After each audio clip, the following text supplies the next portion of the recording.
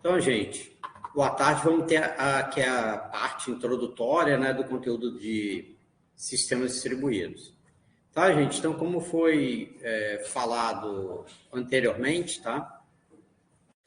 Essa primeira parte aqui do conteúdo vai ser um pouco mais teórico, né, para quem veio na aula passada que eu expliquei, né?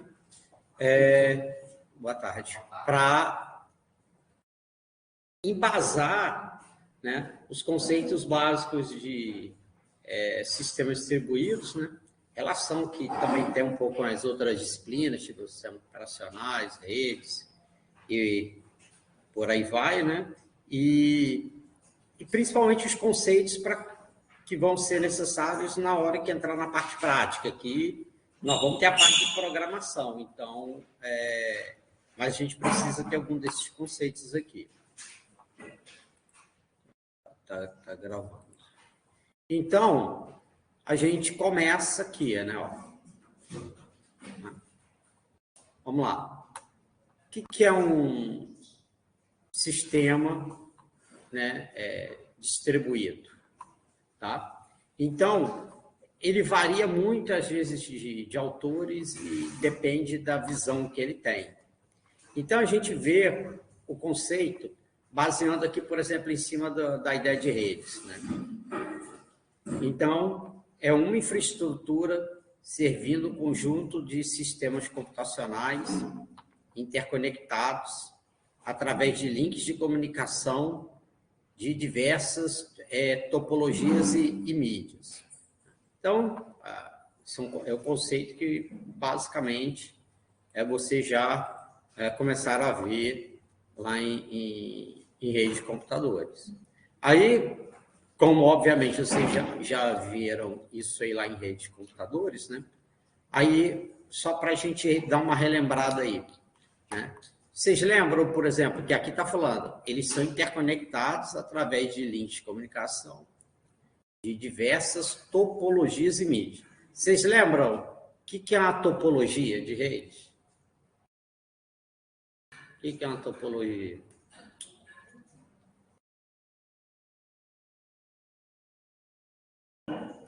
Uma forma estrutural de harmonizar a rede, né? Tipo, fisicamente. Exatamente. É isso aí. Basicamente é isso aí. E quais são? Anel, estrela, assim. Anel, estrela. Tá faltando duas. Barramento e a híbrida, que você mistura isso tudo aí, né?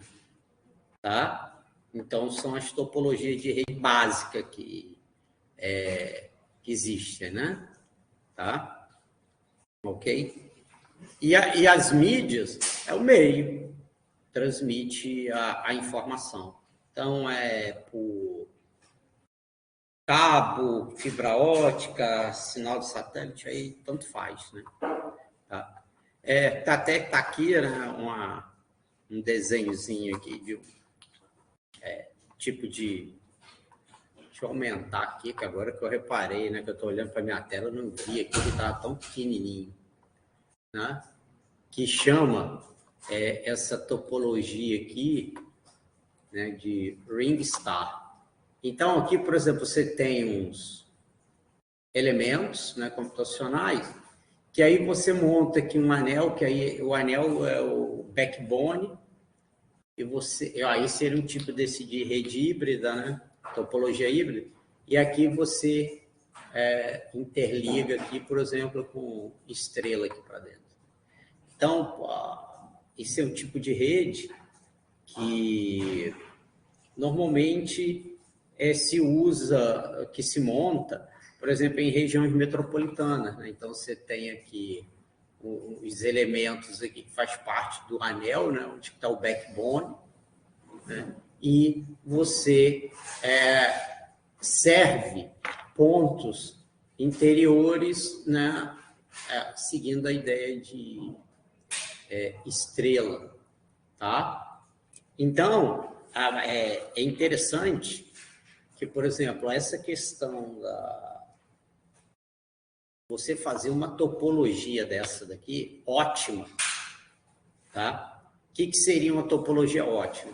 Tá? Que eu conseguisse conectar essa rede aqui usando o mínimo possível, por exemplo, aqui de fibra, né? Que quanto mais fibra você usar, mais caro vai ficar a topologia dessa rede. Aí, o que acontece? Eu não acabei de falar que isso aqui é um anel. Você pode ver uma topologia de uma rede, também aqui, ó. Se você tem isso aqui, nós ou links, né? Que esses nós, né, ou elementos computacionais. E aí, as conexões ou os links, né? Aqui como aresta, isso aqui, na verdade, você pode ver como o quê? O que vocês já viram no curso que lembra isso aqui? Nós, arestas. Né? Beleza? Aí, dentro dessa ideia de grafos, quando você monta um anel, isso lembra qual o problema de grafos?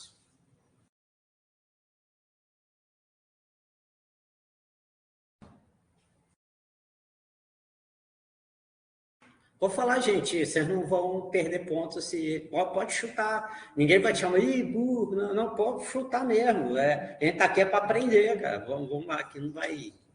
Que o pessoal fica com vergonha e fala, não, aqui a gente tá para aprender, pode falar. Qual é a ideia?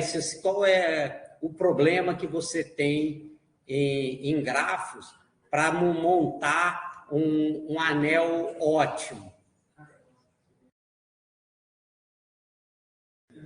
Cacheiro viajante, exatamente. Tá? Então, quer dizer o quê? Tu tem um problema que só a parte do anel, para você achar o ótimo, é tão complexo quanto o cacheiro viajante. Mas é mais, porque nem todos os elementos vão estar no anel. Se todos estivessem, você já teria um problema que seria equivalente ao cacheiro viajante. Como nem todos estão, ele fica mais complexo ainda, né? Tá? Fica mais complexo.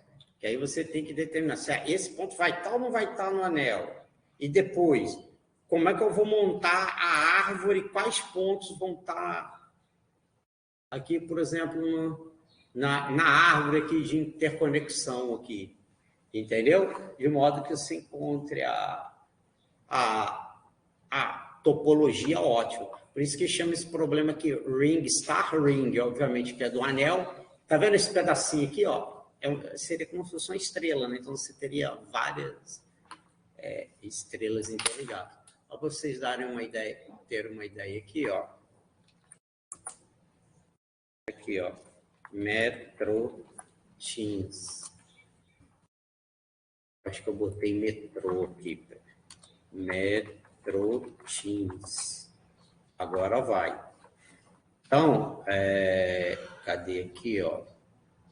Aqui deve ter. Aqui, por exemplo, aqui tem uma imagem. Isso aqui, Metrotins, é a rede metropolitana nossa aqui. Aí tá até a foto aqui do professor Gentil, que ele é um dos responsáveis pela Metrotins, né? Então, você vê que tem, a princípio, aqui um backbone, aí, entendeu? Então, por que todas as capitais e cidades grandes, apesar de não ser capital, mas é grande, tipo Campinas, por exemplo, tem, que você vê aqui, ó, na RNP, ó, tem as RNP, tem aqui, ó, redes metropolitanas. Tá? Aqui é desse, deixa eu ver se aqui tem Cara, tem redes aqui, bicho, que são imensas, cara. Que aí você vê... Deixa eu ver, ó. Deixa eu ver aqui qual que é dele.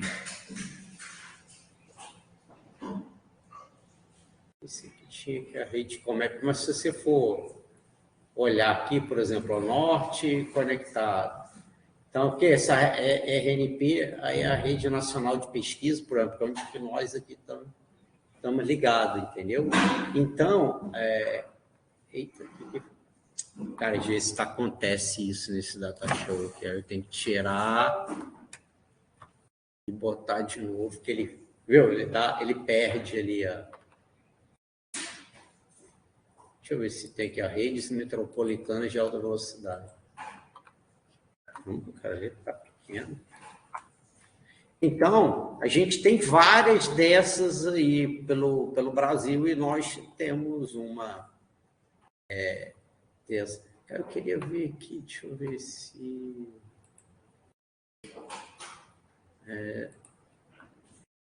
aqui, ó. Tá vendo? Aqui está a estrutura de uma, ó. Quer ver? Deixa eu ver aqui, ó. Essa daqui é de, se não me falha a memória, pelo que eu estou vendo aqui, eu acho que é São Paulo, que está grande pra caramba. Ué, cadê a imagem? Espera aí. Deixa eu ver aqui. Ah, não, cara, isso aqui é do Rio de Janeiro. Essa daqui. Olha só, você vê que tem vários anéis e tal, tá vendo? E aí aqui depois vem algumas estrelas e tudo mais. Você vê que tem cidades aqui que a rede é grande pra caramba, né? Você vê, ó. Olha essa daqui. Deixa eu ver se eu identifico aqui de onde é que é. Caramba, cara, a letra aqui tá tão pequenininha que eu não tô conseguindo nem enxergar.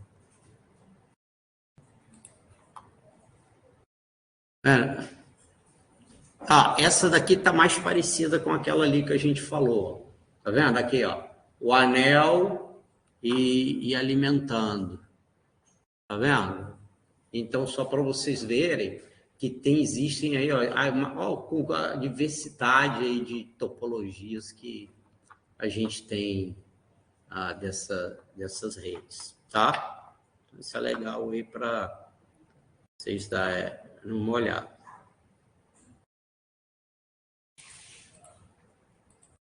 E já, o que isso tem a ver com o sistema distribuído?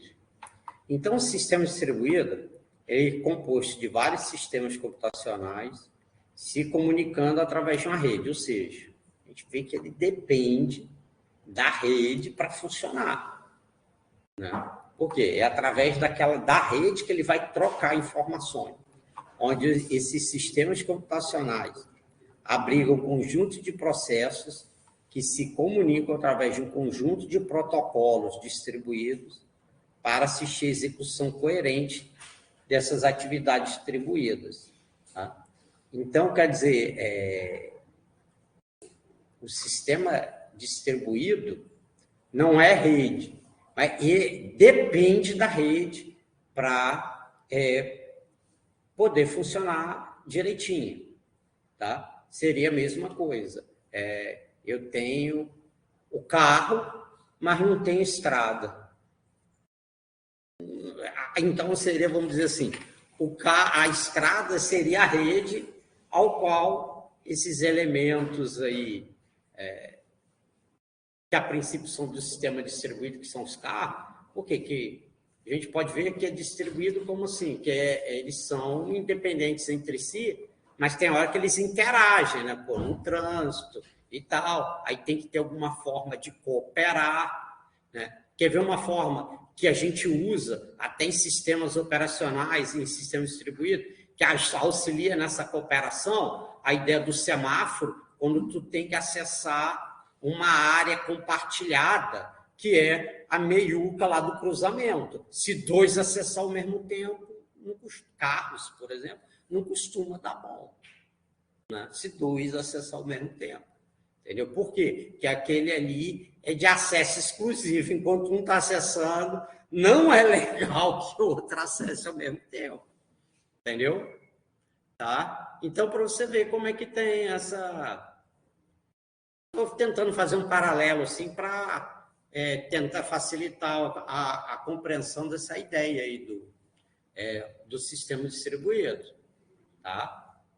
E e como fala, uma das principais questões do sistema distribuído é isso, ele faz o uso da rede e são elementos independentes que cooperam entre si para a execução de tarefas. Tá? Então, aí é que está a moral da história.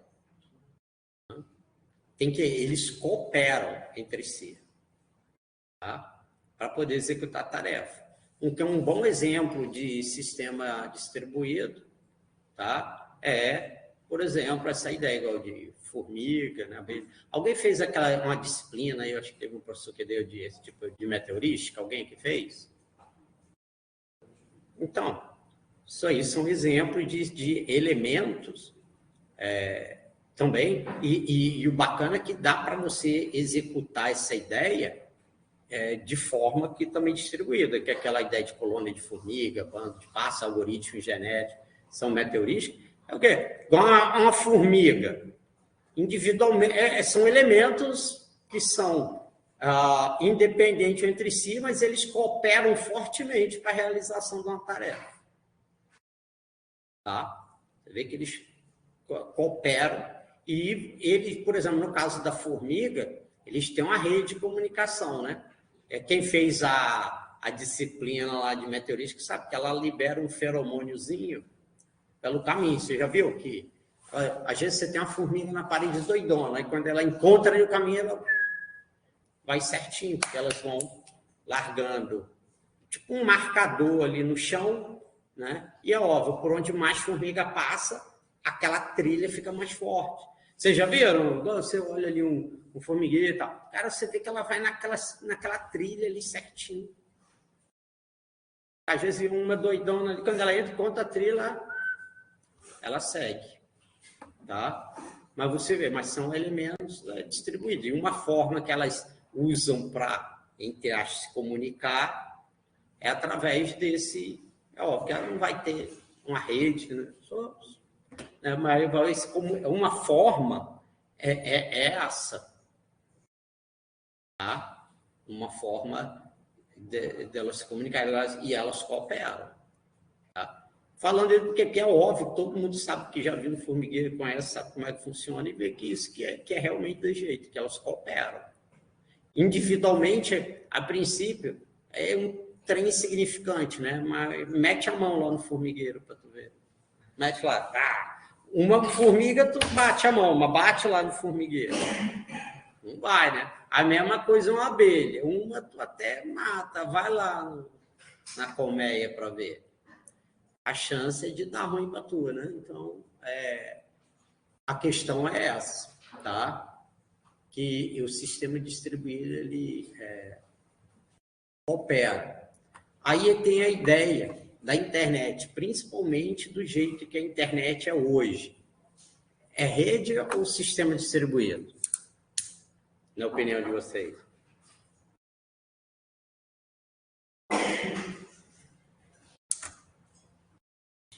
Eu acho que como que a internet assim, ela vários setores conectados entre si, então acho que seria mais que ela já um sistema distribuído. Isso, você tem que cooperar, cara, né? Eles têm que cooperar, por exemplo, como o próprio nome da internet, são redes interconectadas. Então, aí, vou sempre ficar pegando um pouquinho no pé de vocês, principalmente nessa parte inicial. O próprio nome diz interconexão de redes. Qual é o equipamento utilizado para interconectar redes?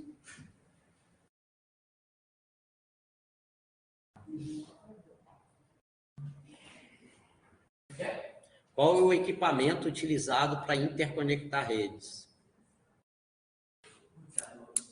Isso. A função do roteador é interconectar a rede. Então, você vê que quando você olha lá, por exemplo, lá no teu modem, né, você dá aquele... deixa eu ver se eu... Não sei se a letra aqui vai ficar pequenininha demais. Deixa eu ver. Consegui aumentar. Você dá deixa eu ver. Outprint. né? Aí ele vai te mostrar, por exemplo, aqui o endereço aqui de roteamento, né? Então, o gateway, normalmente, por exemplo, quando você está na tua máquina, o teu gateway vai ser o teu modem lá, quando você está lá na tua casa, né? E já para o modem, o gateway dele é quem? É o roteador da operadora de telecomunicações. O que é o gateway? O roteador é o quê? Se você não está na tua rede interna, ele não sabe resolver aquele endereço. Então, ele manda para o gateway, que o gateway tem que saber. Entendeu? E no caso, o gateway que funcionaria funciona como que é o roteador. Tá? Então, quando você manda alguma coisa para a internet, tá? Você está no teu computador em casa, ele vai mandar para o teu modem, que é o gateway dele. Se você tiver lá naquele mesmo modem, que também é um switchzinho, tiver tanto faz no Wi-Fi ou no cabo, tá? Aí pode um conversar com o outro. Às vezes, o que acontece, dependendo de como tiver configurado lá, às vezes você bota uma máquina no cabo e põe uma no Wi-Fi. Se elas tiverem redes diferentes e você não fizer o roteamento lá no roteador, uma máquina não vê a outra. Experimenta fazer isso em casa. Agora, se as duas estão no Wi-Fi, por exemplo, ou as duas estão no cabo, aí elas estão na mesma faixa de IP, aí uma acha a outra. Experimenta fazer isso aí depois para vocês verem, tá?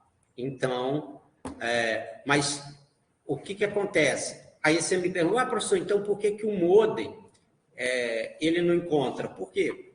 É porque ele não tem a tabela de roteamento para essa tua rede interna. Mas para a rede externa, ele tem. Quando ele tem. Porque a gente sabe que, no nosso caso, todo endereço, igual está aqui, se for 192.168, é endereço de rede interna, é IP fictício, né? Não é IP roteável. Ou se for dessas classes aqui, 10, por aí vai. Também não é. Aí, o roteador não trata. Tá? A não ser que você organize, cria aqui, você mesmo com esse comando route aqui, você pode criar o route, add, você tem como criar a rota entre as máquinas ali internas, tá? Mas para fora, aí você manda para o teu modem, o modem vai mandar para o roteador lá da empresa de telecomunicações, que ele sabe como é que vai tratar essa brincadeira aí, tá? Tá ok? Deixa eu ver se eu consigo aqui.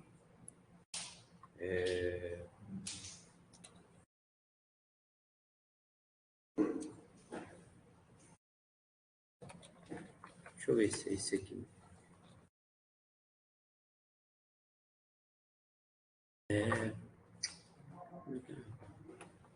Peraí, deixa eu ver aqui.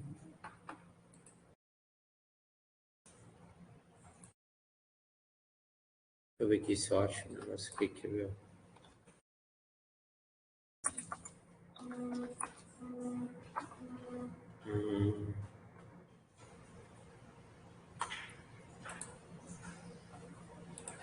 Quer ver, ó? Peraí, que eu quero só achar uma coisa aqui para vocês.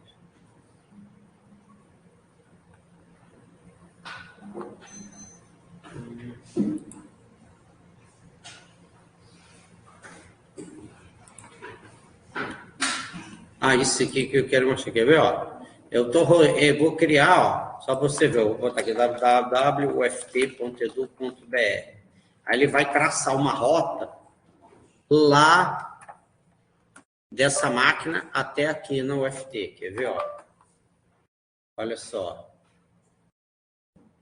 Aí você vai ver que ele vai passar por um monte de redes aí no meio do caminho. Peraí, só que ele está aí gerando aí.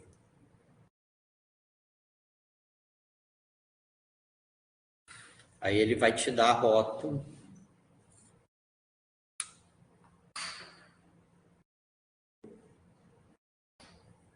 Ele tá gerando aí. Espera aí. Aí, ó.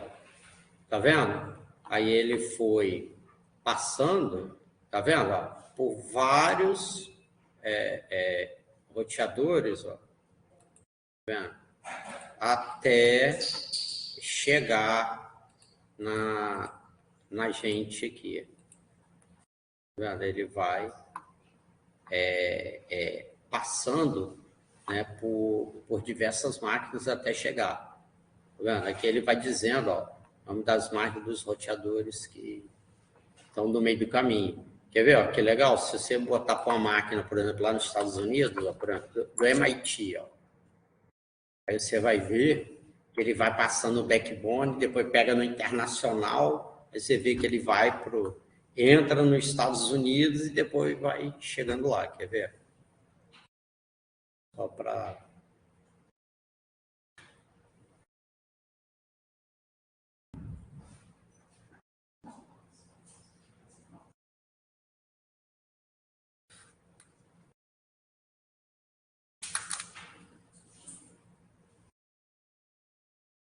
Ah, não, aqui IPv6. Que é engraçado, agora eles estão escondendo as máquinas aqui pelo meio do caminho. Cara. Antigamente ficava mais fácil, mais bacana de ver, que eles mostravam todas as máquinas. Aí ele mostra só algumas.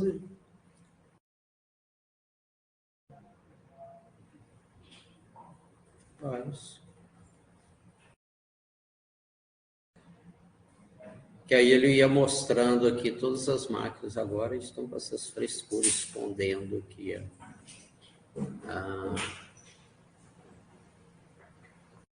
As máquinas. Mas beleza, vamos continuar aqui. Então, o que é um sistema distribuído? Né? Então, segundo Andrew Tannenbaum, é um sistema distribuído, é uma coleção de computadores independentes que parecem ao usuário ser um computador único. Né? Então, a ideia é você tem um serviço computacional que faz uso de diversas máquinas, mas para o usuário parece que é um computador só. Alguém tem algum exemplo de algum serviço que já usou, que é desse tipo aí?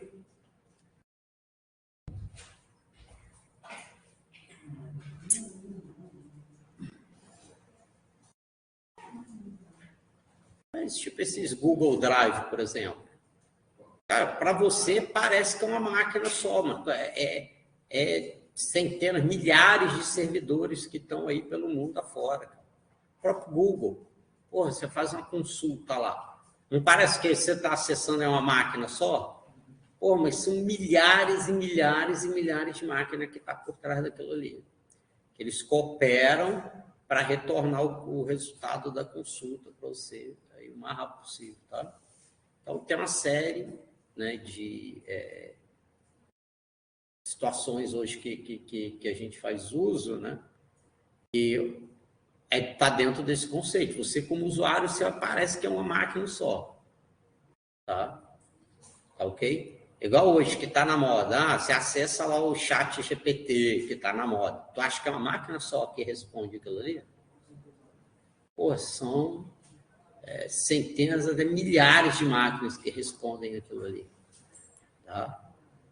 E tem que ser máquina bruta mesmo, porque você não tem como rodar uma deep learning poderosa igual aquela, pôr numa máquina e até sem se você for rodar aquilo ali sem que é uma máquina que tem uma GPU muito boa, meu irmão, esquece.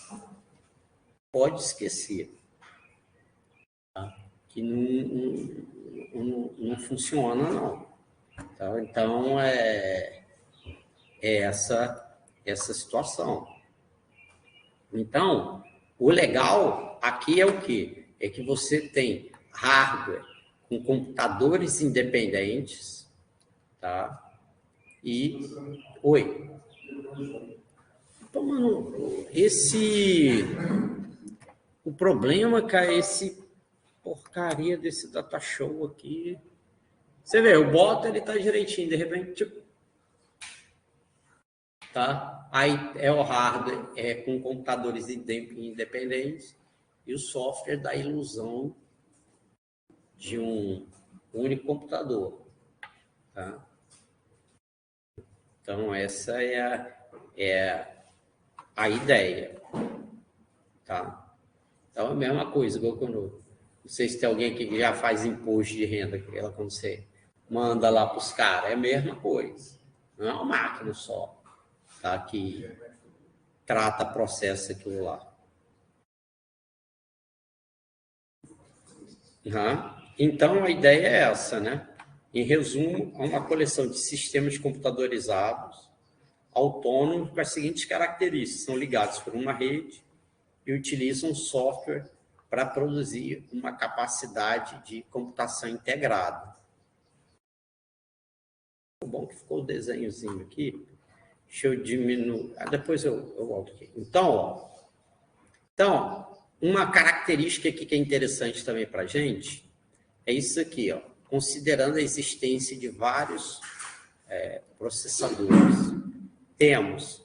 Então, eu posso classificar, por exemplo, um sistema como multiprocessado. Então, o que? Compartilhamento de recursos físicos, tal como a memória principal, disco e relógio, fortemente acoplado. Então, é dentro dessa ideia aqui, ó. Que igual está aqui, ó. Eu posso ter um CPU 1, 2, N, elas são interligadas pelo mesmo barramento e compartilham a mesma memória, tá? Qual é um exemplo que vocês podem me dar disso aí? Que você tem várias CPUs aqui compartilhando a mesma memória. Quase, por exemplo, seria o caso, ó, de quando você tem uma máquina, por exemplo, que tem 2 ou mais slots, você põe CPU, ou essas máquinas que a gente tem multicore, porque se você for olhar, na verdade ela olha aqui para você, cada core, se você for aqui no ele te mostra como se fosse uma CPU, né? Não é? Ele te mostra como se fosse uma CPU, tá? E eles compartilham a mesma memória e tal, e eles são interligados com um barramento de alta velocidade, que é o próprio barramento interno, tá? E eles são controlados pelo mesmo relógio que sincroniza as operações, tá? Então, por exemplo, uma GPU também é assim. Então, você tem os vários cores, né, que compartilham lá a memória lá da placa de vídeo, certo? Tá? Então, eles são sincronizados pelo mesmo relógio. Tá? É óbvio, isso tem, vamos dizer assim, vantagem? Tem.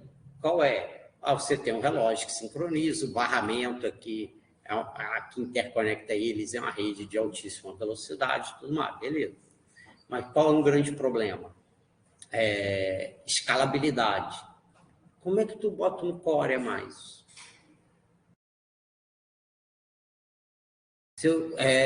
Como é que você, por exemplo, se queimou um elemento, por exemplo, tolerância a falhas, como é que tu troca? Entendeu? Então, tem essa questão, coisa que o sistema distribuído busca resolver, tá? Então, o multicomputador é um sistema distribuído onde que computadores com seu hardware básico independente, ó, diferente daqui. Então, seria a ideia dessa daqui, ó. Eu tenho RAM 1, CPU 1. RAM 2, CPU 2, RAM N, CPU N, ou seja, um hardware é independente do outro, tá? Eles são interconectados por rede de comunicação de alta velocidade, tá? Acoplamento por proximidade. Então, você vê, hoje em dia, a gente tem rede de, no mínimo, local, LAN, de 1 gigabit, né? No mínimo, pode ter até mais. Tá? Que daqui a pouco eu vou mostrar para vocês. Tá? Então, cada máquina que é independente, por exemplo, igual aqui, que é o que nós vamos fazer mais para frente, é o quê? Usar as máquinas aqui, por exemplo, no laboratório, com uma independente da outra, mas interconectado na rede para poder fazer processamento aqui distribuído. Então, isso aqui seria um multicomputador. Já o sistema distribuído é um multicomputador, onde a única diferença dele, em vez de ser uma LAN, é uma WAN. Ou seja, é uma rede de larga escala. Cara, parece piada isso, né?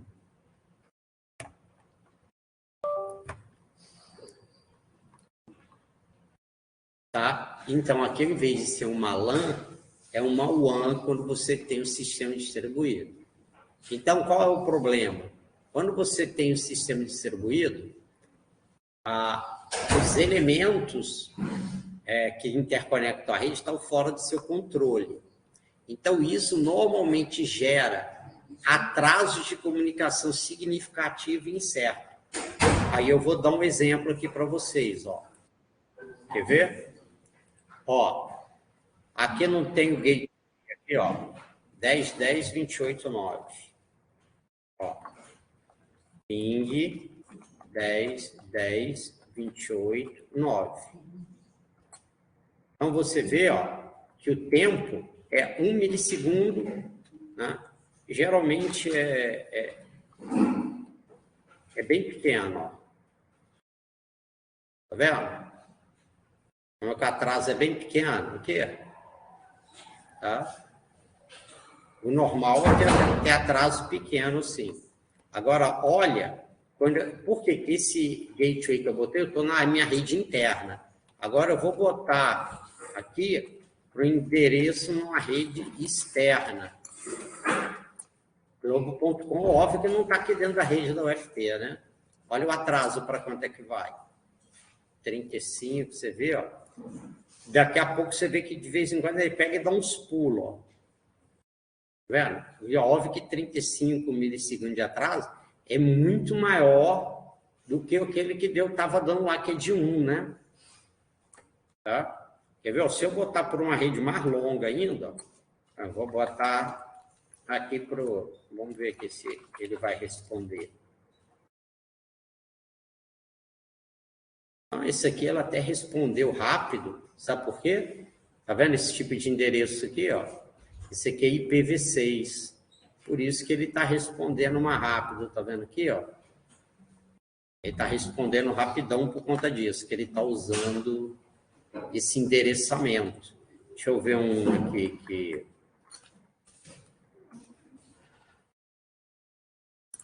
Deixa eu ver se na USP ele vai dar... Ah, está com IPv6 também. Mas engraçado, ó. Mesmo estando em IPv6, tu vê que para a USP está mais demorado do que para o MIT, que é nos Estados Unidos. Engraçado, né? Mas você vê que mesmo assim, o tempo é bem maior do que quando é da rede interna, que é 1 milissegundo ou menos. Está vendo aqui? Tá? Então, isso é só para mostrar para vocês que quando você está trabalhando com uma WAN, né? Tá vendo? Ó? O atraso é significativo. O 35, 40, mas é bem maior que 1, né? Milissegundo. Tá? E o comum antes era ser mais incerto aqui. Você vê que aqui quase não flutua, né? Aqui 35 e 36. Anteriormente, flutuava bem mais. Deixa eu ver se... Deixa eu ver aqui. Vamos ver se... Ah, com esse aqui que é IPv4, vamos ver se ele vai flutuar mais.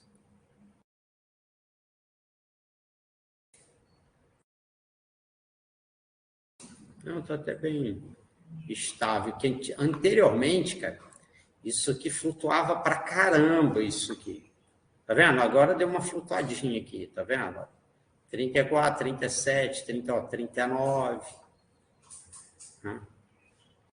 Tá vendo? Então, só que antes isso aqui costumava flutuar muito mais, ou seja, aqui está um significativo, o incerto e diminuiu um pouco. Então, isso é uma característica da UAN. Por quê? Porque você tem muitos elementos que estão fora do teu controle, né? Então, acontece esse tipo de coisa.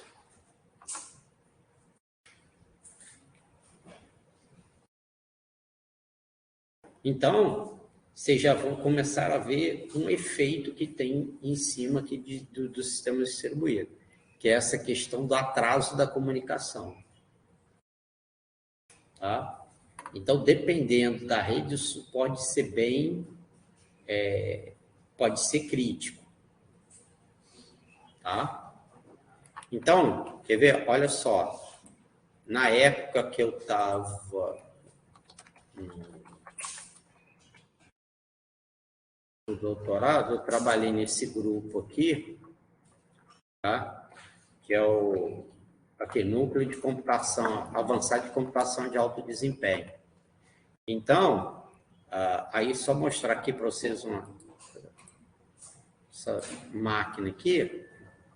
Ó, então, essa aqui tem 96 CPU quad-core, tá, 768 cores, tá, cada nó tem 24, tem 96, total de nós de processamento, tem 96, e cada um com 24 GB. Tá? Então, e uma coisa aqui que é interessante, você vê que quando você tem sistema realmente de alto desempenho, depois eu vou falar melhor sobre isso para vocês, eles fazem uso de rede de interconexão desse tipo aqui, InfiniBand. Tá? Que essa InfiniBand, ela é de alta largura de banda, baixíssima latência e baixíssimo atraso. Tá? Se não me falha a memória, acho que esse QDR aqui deve ser de 16, 32 gigabits por segundo. Tá? E outra coisa, lembra que a gente falou anteriormente de topologia? A rede Ethernet, essa que a gente conhece, que a gente usa, fisicamente, ela está em estrela. Como assim, professor? Fisicamente, ela está assim, né? Você tem aqui o concentrador, que é o switch, né? E distribui para as máquinas, certo?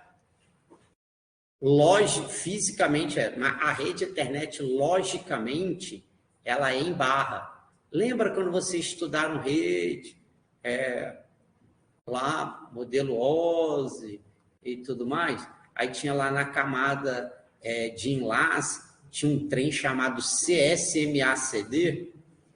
Lembra?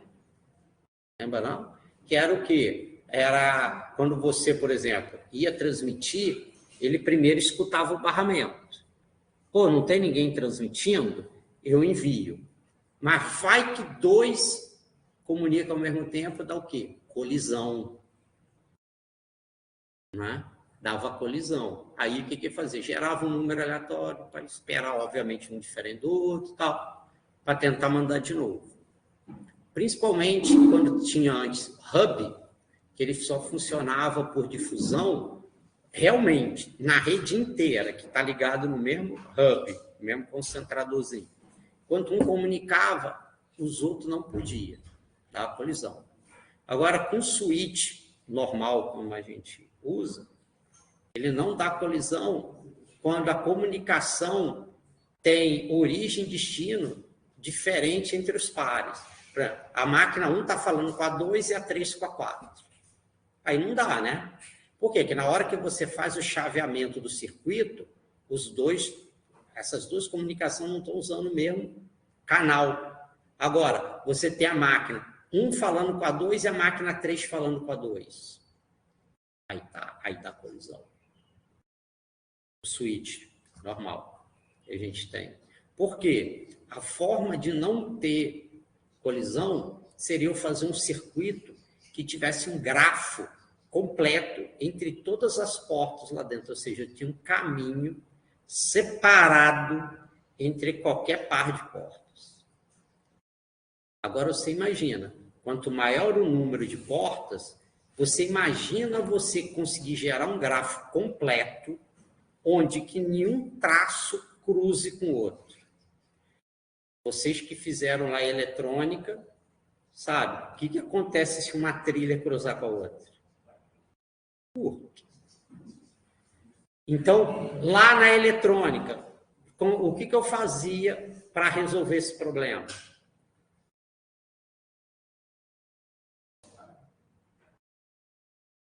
É quase. Vocês não chegaram a fazer plaquinha? Não chegaram? Então, quando você via, putz, agora não tem como, o que eu tinha que fazer para resolver esse problema? Hã? Vou falar, gente, eu vou falar, não, estamos aprendendo, vamos lá. Eu tinha que fazer uma outra layer na placa. Em vez da coisa por cima, eu tinha que ir por baixo. Pô, se não dava, eu tinha que botar outra layer e ir passando. Você não vê que hã? Não, mas aí você puxava com fio, né? E se vai chegar uma hora que não dava mais. E imagina numa placa de circuito, você põe no computador, pô, vou pôr só um fio aqui, assim, ó. Não vai dar para fazer gambiarra. Entendeu? Não, mas eu concordo contigo. A gente lá na plaquinha, a forma mais barata é você fazer isso, a gambiarra, que o colega está falando. Pô, eu tenho que passar daqui para cá. Pô, mas eu tenho uma trilha. O que eu faço? Ele puxava um fio daqui para cá. Eu tenho que falar gambiarra. Como numa placa de circuito não dá, o que você tem que fazer? Fazer uma outra layer na placa. Né? Tá? E aí, o que acontece? Uma forma de você ver, depois, se quiser ver, tem o crossbar switch, né? Que aí ele tem essas interconexões todas lá dentro. É óbvio que um crossbar switch é bem mais caro, né? Tá? Ok? E aí, olha só essa outra maquinazinha aqui. Ela já tem 504 CPUs, 6.048 cores, tá? E aí você vê que ele já usa um InfiniBand, ó, cadê aqui, ó? 56 gigabits, tá vendo aqui? Tá? Então você vê que já é uma máquina mais pancada. Então você vê cada nó desse cara aqui tem 2 Intel Xeon aqui, cada nó. Então ele monta as placas aqui dentro desse armário aqui. Aí tem as placas, cada placa é um nó com 2 Xeon lá, com cada nó com 64 GB. E ainda tem as unidades de disco, né? Para interligar e caramba, né? Ele tem lá um array de discos e tudo mais. Tá? E para você ver, como quando geralmente passa para essas redes de alto desempenho, usa tipo esse InfiniBand, aí a gente tem o maior supercomputador aqui do Brasil, né? Que é o... Já dei uma brincada lá com ele lá, que é o Santos Dumont.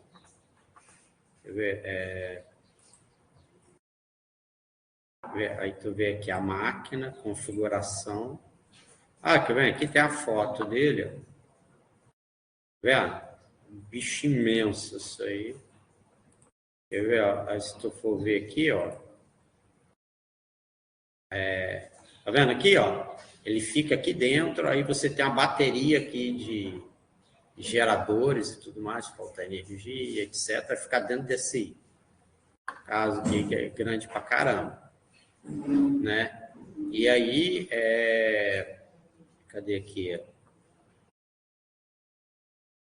Ele diz aqui que ele é interligado também com essa aí. Aí, ó, ele também tem uma rede InfiniBand, tá? Que é grande.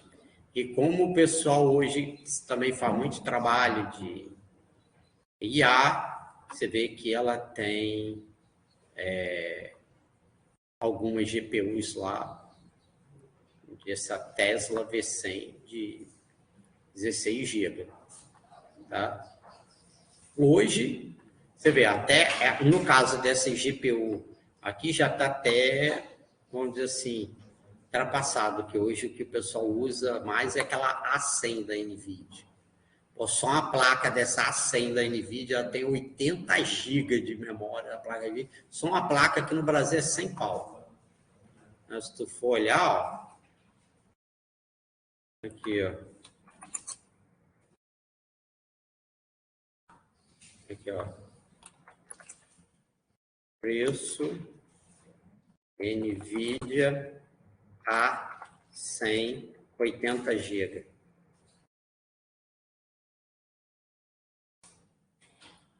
Tá bom para tu o preço aqui? Tá bom para tu? Só uma. Só uma aqui no Brasil. Tá bom para você?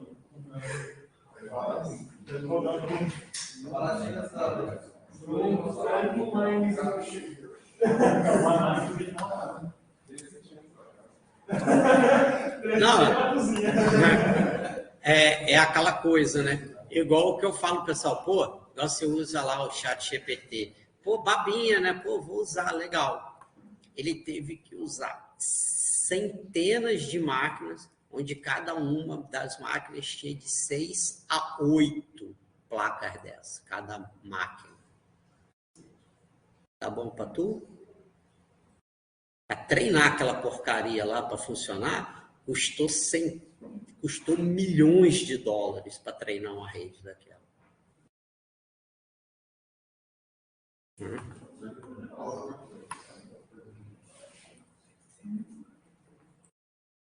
Tá? Então, é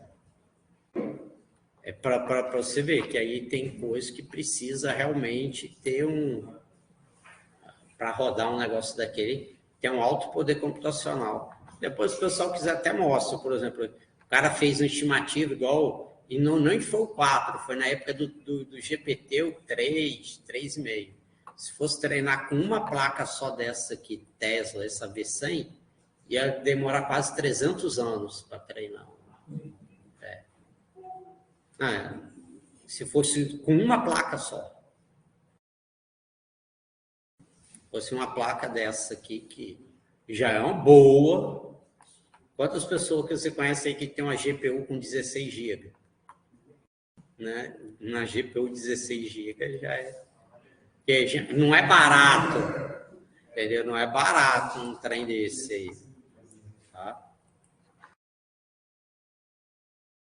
Bom, então aqui, ó, algumas características aqui de sistema distribuído. Uma das características é aqui, ó, probabilidade independente de falha. O que isso quer dizer? Ó, tem até uma continha aqui, ó, dá uma olhada para cá. Se a probabilidade de uma máquina falhar, vamos supor, tá? Eu estou botando assim meio, vamos dizer, 50% de chance de falhar, 50% de chance de continuar funcionando. Normalmente, a chance dela falhar é menor, né? Então, o que acontece? Se eu tenho duas, não sei se vocês lembram lá de estatística, quando o evento é independente, a probabilidade você multiplica, você não soma. Então, duas, a probabilidade diminui para 0,25. Para 3, 0,25. Se eu tenho N, é o quê? 0,5 elevado a N. Tá? Então, se eu fizesse o limite desse PF, onde esse N tende para infinito, essa probabilidade tende para quanto? Hein? Para 0. Exatamente. Tá? Então, isso quer dizer o quê? Num sistema distribuído, quanto mais máquinas eu vou botando, eu vou diminuindo a probabilidade do sistema todo falhar, parar. Tá? Ok? Essa aqui é a ideia. É óbvio que nós não vamos botar um número infinito de máquinas. Tá? Nós vamos fazer o quê? Baseado no meu SLA. que é o meu Service Level Agreement. O que é? Qual é o meu nível de qualidade de serviço que eu quero ter? Por exemplo, se for 99%, imagina o seguinte, aí você estima o seguinte, eu tenho um sistema com 10 máquinas, ela para 20 horas no ano. Se eu quero ter um nível, por exemplo, que aí é óbvio, depende de 99,9, que 100%. Só o boleto para pagar no final do mês é a morte, porque fora disso não tem nada 100%. Né? Só vai aumentando aqui, 99,9, é que 100% não vai rolar, né? Tá? Que aí você teria que botar isso aqui infinito. Aí quanto é que ia custar você botar um número infinito de máquinas? Não rola, né? Tá? Que aí você tem como calcular para ver o quê? Qual é o número que te atende? Pô, eu não quero ficar 20 horas por ano. Pô, no máximo 1 hora. Tá? Ok? Ou você também calcula o seguinte, vai batendo até encontrar o ponto de equilíbrio. Se eu gasto com mais uma máquina, a mais, eu diminuo quanto de hora que eu fico fora. Até você saber o seguinte, se eu fico 20 horas fora do ar por ano, isso custa quanto para a minha empresa? Dependendo da empresa, custa muito. Vamos dizer, custa 200 mil reais. Se eu boto uma máquina de 30 mil, por exemplo, diminui de quanto? Até 1 hora que eles encostam um no outro. Ou seja, o custo que aí você vai ganhando, né? Que você, em vez de gastar, deixar de perder 200, aí tu perde, sei lá, 100, 70, 50, e aqui você vai gastando com a máquina. Vai chegar uma hora que ele vai encostar. Porque a partir daqui, você vai gastar mais do que você vai economizar, por exemplo. Aí eu paro. Entendeu? Porque, por exemplo, eu vou, em vez de perder 200 mil, não, agora eu vou perder só 20 mil. Ou seja, eu deixei de perder 180, mas para fazer isso eu tenho que gastar 300. Aí eu vou botar, como sou o dono da empresa, eu vou botar na ponta do lado. Porra, eu deixei de gastar 180, mas para isso eu gastei 300, eu ainda estou perdendo 120 a mais ainda do que o que eu estava. Entendeu? Pô, por isso que eu falo, cara, a gente da computação, cara, quando se você for trabalhar, tá trabalhando numa empresa, você tem que ver também o quê? A viabilidade econômica e financeira daquilo. Não, vamos botar isso aqui, vamos fazer tal projeto. Porra, beleza, mas isso vai trazer quanto de retorno? Porra, eu vou gastar tanto, vou ganhar tanto. Porra, se eu gasto é mais do que eu ganho, eu não vou fazer esse projeto. O investidor racional, ele nunca vai preferir menos a mais, só se for doido. Ou se aquela empresa, organização, for uma organização social. Ela não visa lucro, ela não quer ter ganho. Aí é outra história. Mas em condições normais, uma empresa, se eu vou botar isso aqui, normalmente eu tenho que ganhar mais do que eu estou investindo. Senão, qual é a lógica, cara? Você está queimando dinheiro. Tá? Você está queimando dinheiro. Né? Hoje eu estava de olho já, rapaz. Eu já sabia que ia aumentar a gasolina, que eu acompanho, cara. Eu estava acompanhando. O pessoal vai aumentar a defasagem do preço do combustível brasileiro em relação internacional está grande. Então, eu falei, vai aumentar. Mas não deu outro. Ainda bem que ontem eu já botei o tanque até a boca. Aí hoje ainda tentei botar um pouquinho, não deu para botar nem mais 1 litro, não deu. Eu falei, vai aumentar. Foi uma lapada, bicho, que vai aumentar. 41 centavos que vai aumentar o preço da gasolina. Na refinaria. Aí tu imagina quanto é que vai chegar para a gente. Então, de 5,99, em condições normais, ia ter que ir para 6,40. Vamos ver depois, na semana que vem, a gente vai ver quanto é que é. Hoje mesmo, né, já vai ver quanto é que vai estar. Assim. Eu duvido se está aqui em Palmas, do jeito que esses cabras, esses postos de gasolina muquirando todo mundo no mesmo preço, que eu nunca vi que competitividade é essa. Você não vai estar de 6,50 para mais. Duvido que não vai.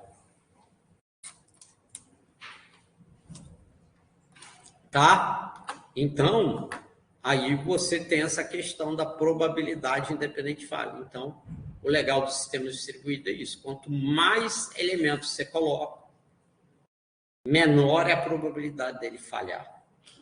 Ou seja, dele parar totalmente, né? Tá? A comunicação é não confiável com atraso variável. Né? E isso é óbvio, hoje em dia está melhorando bastante, mas para você ter uma segurança definitiva quanto a isso, a solução para você é QoS.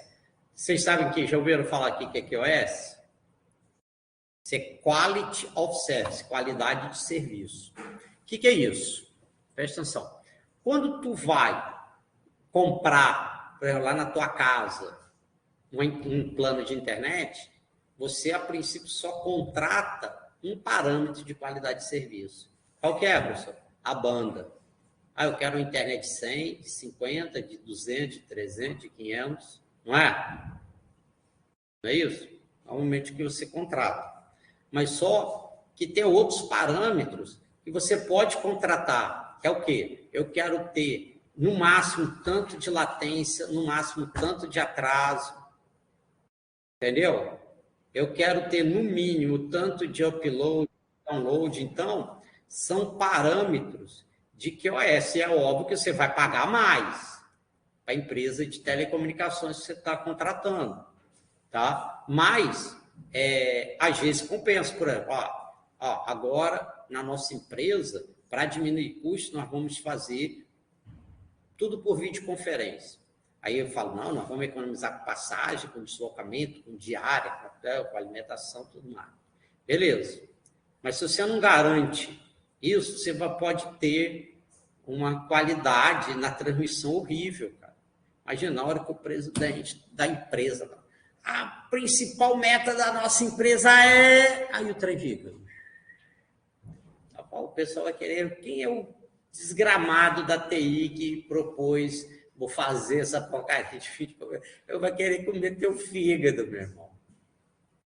Tá? Então, tem que garantir isso aí. Que é isso? Quando você garante um máximo de latência, um máximo de atraso e tudo mais, que você tem uma transmissão aceitável, você não vai ter esses cortes. Tá? Tá legal? Então, é bom ter essa garantia, tá? Você contrata com a tua empresa de telecomunicações esse tipo de coisa, tá? Entenderam isso aí? A velocidade de banda moderadas aumentando, isso aí é também padrão, né? Agora que vem uns conceitos aqui de sistema distribuído que às vezes é meio difícil de entender. O que é isso?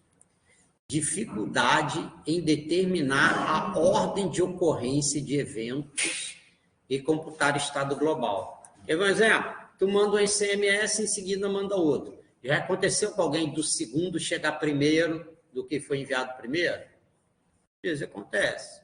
Então, imagina se você está fazendo um sistema distribuído que controla uma usina nuclear. Aí tu fala assim, alivia a pressão, depois... Tipo, ou seja, abre a válvula, depois fecha a válvula e o trem chega na ordem contrária. Bum. Vai dar bum, vai bombar. Entendeu? Tá? Então, em determinadas situações, isso pode ocorrer. Então, a gente tem que ter como garantir isso. E o que é computar o estado global? É que como você pudesse, em determinado momento, tirar uma foto daquele sistema distribuído para poder determinar o comportamento dele. Como assim? Eu vou meu algoritmo de roteamento, ao invés dele passar, por exemplo, imagina, igual eu falei, imagina uma rede com estradas. Pô, essa estrada aqui está congestionada. Porra, eu vou mandar o meu tráfego por ali? Não. Por quê? Mas se eu tenho uma foto que eu tenho como saber como é que está naquele momento, eu tenho como fazer esse planejamento. Tá? Ó, um nó se comunica com outro apenas através de troca de mensagens, ou seja, obrigatoriamente tem que passar pela rede. Tá? Eles vão trocando mensagem, porque não tem memória compartilhada. Como é que a máquina que está lá nos Estados Unidos vai saber o que tem na minha se não for enviado a mensagem através da rede? Não tem como, bro. Tá? Não tem como. E pode não ser possível determinar o estado global do sistema. Como assim, professor? Ou o trem, teu sistema distribuído é grande demais, como, por exemplo, a internet. Você já viu umas fotos que às vezes aparecem assim, ó? Ó, tráfego da internet mundial. Deixa eu ver aqui, ó, imagens. É visto que às vezes aparecem essas imagens assim, como se mostrasse, né, o tráfego. Como é que ele faz para ter isso aqui? Na melhor das hipóteses, ele segmenta. Ele faz um sistema distribuído que eles cooperam entre si e falam. No momento, o TC, o que é o TC com base mundial, né? A gente pega. Então, por exemplo, as partes pegam o tráfego de cada pedacinho e depois tu junta. É igual, você já viu aquele quando você junta um monte de foto para fazer tipo igual se fosse uma panorâmica, mais ou menos assim? Entendeu? Seria uma ideia dessa, porque não tem como, bro, se você tirar uma foto do sistema todo de uma vez só. Não tem. Então, um pega um pedacinho, outro pega um pedacinho, outro pega um pedacinho e depois junta. É igual tem desses telescópios aí, igual o Hubble, esse ali James Webb, que tira aquelas fotos. Porra, tu acha que ele tira, é uma foto só? Ele tira a pancada de foto e depois compõe, cara. Às vezes ele tira várias fotos a ver do mesmo lugar em vários espectros diferentes, tipo infravermelho, raio-x, raio gama e tudo mais, e depois compõe para tu ter aquele trem, cara. Entendeu? Não é uma foto só. A maioria das vezes não é. Entendeu? A maioria das vezes não é. Quer ver um exemplo? Igual que eu falo, igual, por exemplo, do buraco negro. Se nem o raio da luz escapa daquilo ali, como é que tem a foto daquilo lá? Porque tira desses outros, raio-x, raio gama, essas outras tem, cara. Entendeu? Porque é onda eletromagnética, aí não tem massa, que o fóton luz tem, aí o buraco negro puxa, mas agora essas outras não. Entendeu? Aí ele tira a foto, né? Entre aspas, assim, nesses outros aspectos. Aí tira um monte e depois compõe para você poder, entre aspas, ver, né? Porque essas ondas não são visíveis, né? Aí colore lá, faz um trololó lá, que seja inteligível para a gente. Né? Não sei como é que é. Rapaz, vocês já viram igual tem um filme? Gente, esqueci o nome agora do filme. É um cara que o planeta Terra está acabando, ele vai para o espaço. Rapaz, diz que o modelo computacional que eles fizeram para desenhar aquele buraco negro e tudo mais foi tão bem feito, porque teve um monte de cientistas que contribuíram para aquilo lá, que os caras ganharam até prêmio com aquele modelo que foi feito lá. Né? Você vê. E outra coisa que é legal, até falando dessa questão, que está falando de computação distribuída, que tem a ver, se você for ver, igual eu falei aqui, ó, todos os supercomputadores são distribuídos, tá, gente? Todos os supercomputadores são distribuídos. Tem uma rede interligando, são milhares e milhares de elementos e tudo mais. Então, tanto é que até nos filmes, você vê a utilidade do trem. Lembra aquele filme O Dia Depois da Manhã, não sei se você lembra aquele filme que a Terra congela e tal. No começo lá do filme, o cara chega e fala, pô, rapaz, tô precisando rodar meu modelo aqui. Pô, me empresta o teu super lá para eu rodar. Porque ele rodava um modelo climático global. Que aí, baseado naquilo lá, o cara via que com as mudanças das correntes marítimas, se mudar, congelava. Mas ele rodava aquilo, dependia de rodar aquilo num supercomputador para poder ver. Como é que tu roda um modelo climático global? Ó, eu vou repetir o nome, global. Porra, numa máquina. Ah, não, eu tenho o meu note aqui. Não vai rolar. E outro também, que eu acho lá legal, que ninguém dá moral pro cara. Já viu aquele filme lá, Perdido em Marte? Você lembra que tinha um indianinho, um moreninho, que ele dorme lá no pé do supercomputador esperando a resposta.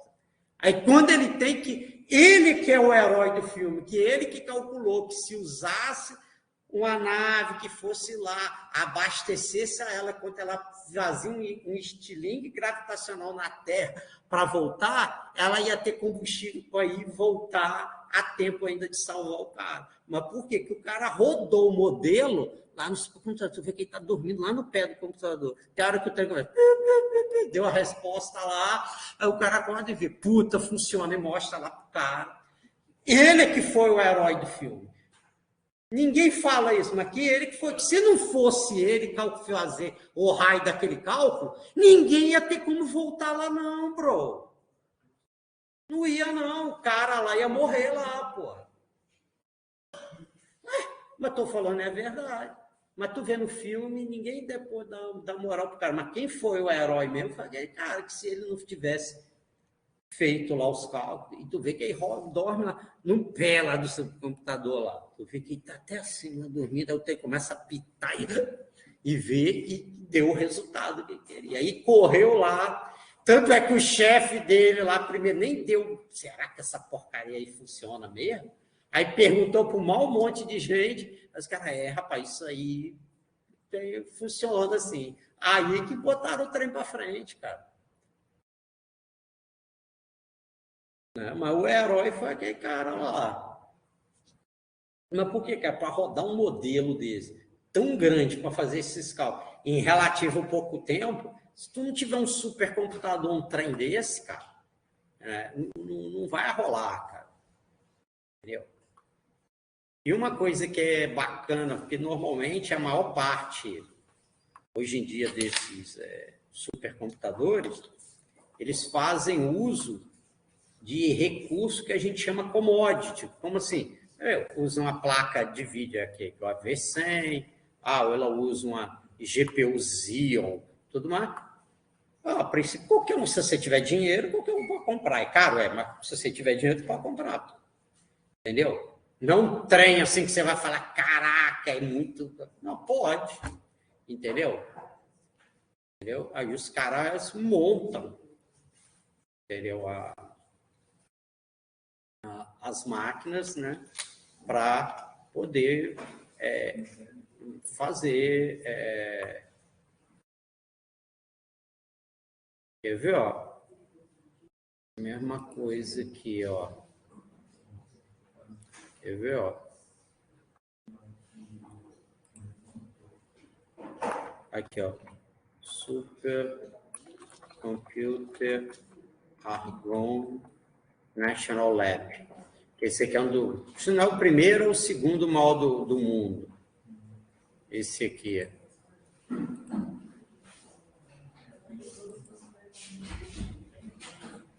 Uma das razões deles terem implantado, por você ver que esse Argonne National Laboratory é um laboratório de altas energias. Então, a partir do momento que eles começaram a ter poder computacional suficiente, nunca mais teve explosão nuclear na natureza, porque eles conseguiam simular, fazer todo o processamento do supercomputador. Antigamente tinha. Depois que tinham poder computacional suficiente, nunca mais teve. Porque você conseguia fazer toda a simulação, todo o processo. Aí, ó, ele... Tá vendo? Ó, foi esse aqui, ó, o supercomputador Aurora. Deixa eu ver se fala do bicho aqui, só para vocês sentirem. Aí, ó, tá vendo? São vários hacks, tá vendo? Desse esse supercomputador aí, né, que forma o supercomputador. Né? Então, é só para... Tá vendo? Esse aqui, ele faz 1.1 hexaflops, ou seja, hexilhão. Será que existe isso? Depois tem o giga, né? Bilhão, trilhão, quatrilhão, quinquilhão, hextilhão, sei lá, nem sei como é que fala direito esse trem aí. Flops de operações de ponto flutuante por segundo. É coisa para danar, né? Tá? Então, o negócio é esse. Tá? E é até legal, gente, para vocês verem. Às vezes o cara tem curiosidade. Pô, se você for ver aqui o tipo de projetos aqui e tudo mais que fazem nesses tipos de máquina, cara. Então, por exemplo, projetos, cara, de descoberta de novas proteínas, de novos princípios ativos. Cara, porque essas proteínas, por exemplo, dependendo de uma doença, ela é ativada por determinada proteína, princípio ativo de determinado... igual o índio sabe que essa planta aqui cura tal doença. Mas você tem que descobrir qual é o princípio ativo. Por quê? Basta você depois sintetizar esse laboratório que faz um remédio. Entendeu? Então, cara, os caras usam, entendeu? Para simulação numérica de escoamento instável. Isso aí é porque os caras fazem. Tanto é que lá nesse NACAD, onde eu trabalhava, tinha, junto com a Petrobras, que isso é para você fazer essas simulações desses poços de petróleo, essas coisas todas, tá vendo aí, de moléculas e tudo mais, entendeu? Cara, tem muita coisa legal, entendeu? Aí, de previsão do tempo e por aí vai. Tá? Então, usa para bastante coisa legal. Então, essas empresas, por exemplo, a Petrobras, ela tem, tá? Igual eu falei, faz simulação de posto de petróleo, extração de petróleo pré-sal, a Embraer tem, obviamente, para fazer essas simulações. Isso é muito mais barato você fazer uma simulação no computador. Não, vou construir um avião, aí agora vamos ver se vai... Porra, meu irmão, quanto é que custa isso aí, cara? Ele simula o trem todinho no computador primeiro, para na hora que ele fizer o protótipo lá para voar, tem milhares e milhares de horas de voo em simulador, né? Entendeu? Tá? Eita! Peraí, galera. Deixa eu ligar aqui o notebook aqui, que senão vai... Essa tomada aqui não está funcionando. Está quase acabando. Peraí.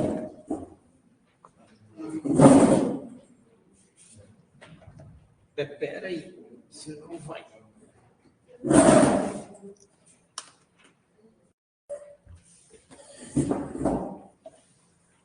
Ele me avisou aqui que a bateria está acabando.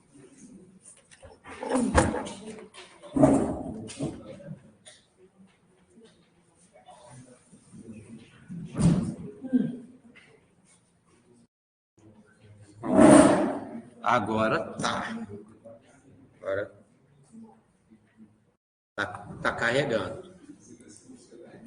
Tá? Então, galera, vamos fazer o seguinte. O meu aqui são 15h55.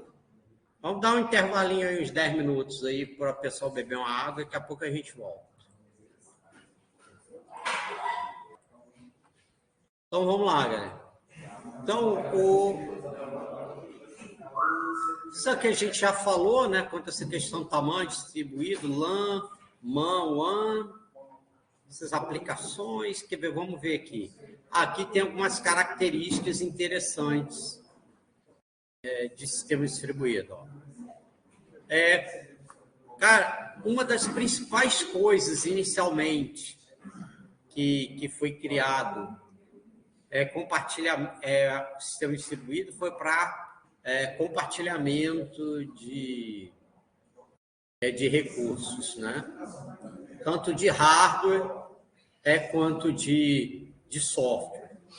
Inicialmente foi principalmente o caso de hardware, que anteriormente, cara, qualquer coisa tipo disco, impressora, eram coisas extremamente caras. Né? Então, para poder fazer esse tipo de compartilhamento de recursos. Uma das coisas que fazia também compartilhamento de recursos, mas via software, foi até um lugar onde eu cheguei também a trabalhar, né? E aí tinha um servidor, né? Ele usava um sabor do Unix, chamado Xenix, tá? Que era um tipo de Unix. Aí tinha lá o sistema, a gente programava lá e fazia acesso através de terminal burro. Aí, terminal burro é o quê? Onde ele praticamente não tem memória, não tem disco, então ele só recebia informação via rede. Naquela época ainda era modem discado ainda.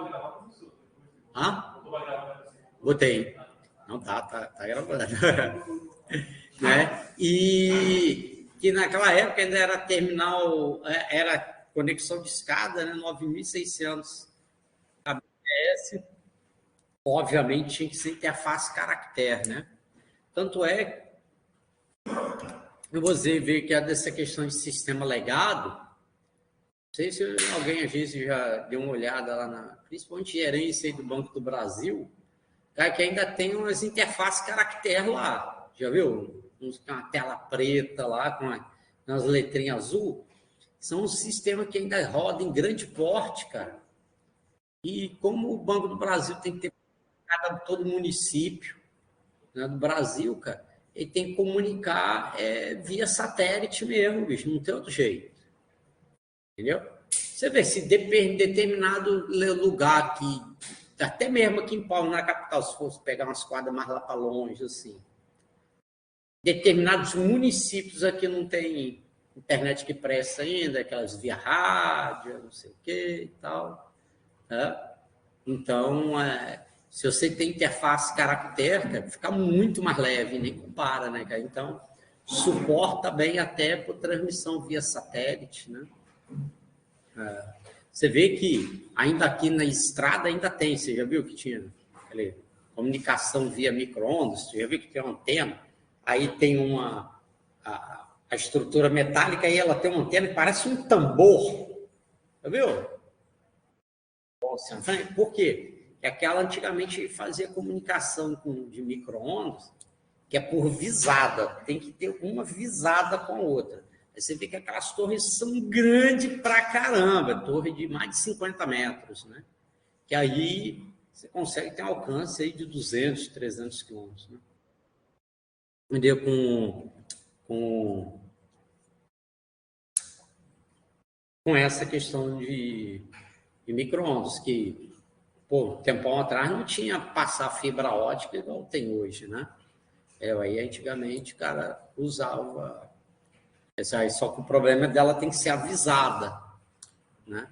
É um problema que às vezes acontece também um pouco com essa internet via rádio, né? Você vê, basta dar uma chuva forte, né? Que a avisada já diminui ou o sinal fica uma porcaria ou cai de vez, né? Então, a principal questão que foi justamente por causa dessa ideia de compartilhamento de recursos, que antigamente realmente o hardware, principalmente, era muito caro, né?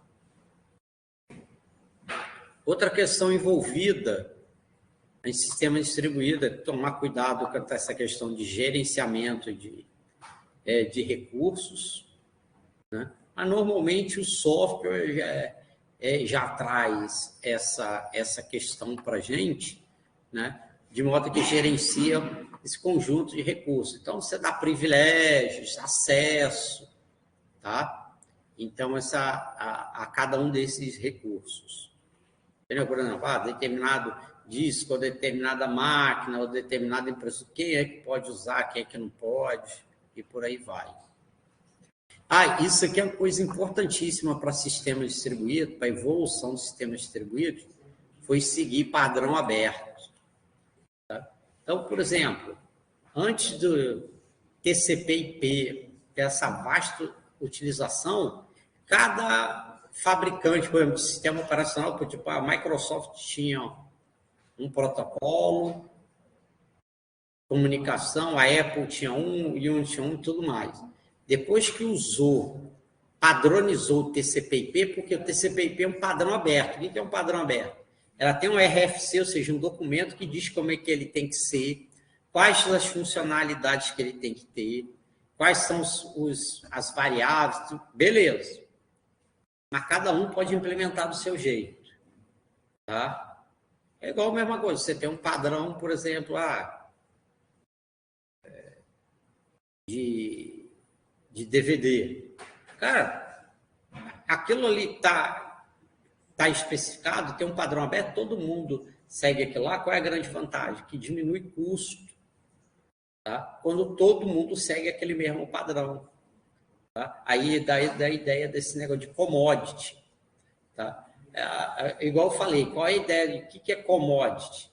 Tá? É um produto onde que você decide de quem que você vai comprar único e exclusivamente pelo preço. Porque é basicamente igual, entendeu? Igual a gente vai acostumado a soja. Porra, soja, né? A não ser igual, tipo, por exemplo, também tem café como commodity, mas aí tem gente que faz aquele café gourmet, que é preparado nos píncaros de Cusco, não sei o que, tudo mais, aí o cara, opa. Mas aí ele não vende mercado diferente, não é um mercado comum, como é o de commodity, porque ele tem maior volume e tem maior liquidez. Ou seja, é mais fácil de comprar, de vender, de negociar, tá? Enquanto esse mais especialista já não é. Tá? E o que isso diz para a gente também é isso, torna, né? Além de tornar os equipamentos e o software mais barato, permite a interconexão, tá? Quando tem essa ideia, né, de que virou mercado. Tá? Que, por exemplo, pelo custo, lá nos Estados Unidos, igual a Apple, é uma coisa, vamos dizer, acessível ainda lá para a galera. Aqui para a gente já não é. Quem aqui vai ter grana, para comprar um notebook aí da Apple? Vai lá na loja ver quanto é. Cara, dificilmente tu vai achar um aí por menos de 10 pau. Né? Entendeu? Né? Um MacBook Pro, por exemplo. Caraca, bicho, é caro pra danar um bicho daquele. Entendeu? Então, que pra gente aqui já não é. Né? Porque se torna muito caro, até acesso difícil. Imagina, montou um sistema distribuído com Mac, queimou um. Aquilo lá vai até você conseguir trocar aquilo lá, vai demorar, hein? Agora, igual assim, PC. Queimou a CPU, queimou a memória. Putz, rapidinho, então tu substitui. Tá? Entendeu? Por quê? Porque normalmente o padrão aberto, ele segue, né? Interfaces padronizada e pública, né? Então, é bom por causa disso. Tanto é que a gente vê, quando você vai ligar um computador, liga ele na rede, principalmente para a internet, é o quê? TCP. Por quê? Porque virou padrão, cara, entendeu? Todo mundo usa e é fácil de interconectar. Né? Então, essa que é o bacana de seguir esses padrões abertos. A ideia aqui também de concorrência, né, que é o quê? Você permitir a execução simultânea de vários elementos. Tá? Isso aqui é outra questão que é top em sistema distribuído, que é a escalabilidade, que é o que? A facilidade de você crescer. Entendeu? Então, é muito fácil você botar mais um elemento. igual voltando a essa ideia de sistema aberto, tolerância à falha e escalabilidade. Acho que a grande maioria do pessoal aqui já ouviu falar até dessas RIG de mineração, né? Cara, tu vê, bicho, os caras só usam computador commodity. Tem um processador Intel, AMD, botei uma GPUzinha lá, interligo ali em rede e foi para conta. Por quê? Eu não posso ter uma estrutura cara para aquilo lá. Eu tenho que ser algo... E é muito fácil, quer dizer, quero botar mais máquina? Plugo ela no switch, quer dizer, boto mais um switch, intercascatei esse switch, boto mais e vou pendurando máquina ali, acabou a conversa. Entendeu? Então, não... Né? E tu vê que esse negócio de... para você quebrar o hash para poder minerar, é igual falando código numérico. Então, ele pega aquela porcaria lá e quebra entre as máquinas. Cada um minera um pedaço. Entendeu? Então, elas cooperam. Tá? Então, elas vão cooperando para poder realizar aquela tarefa. Tá? Então, aí é que é a moral da história.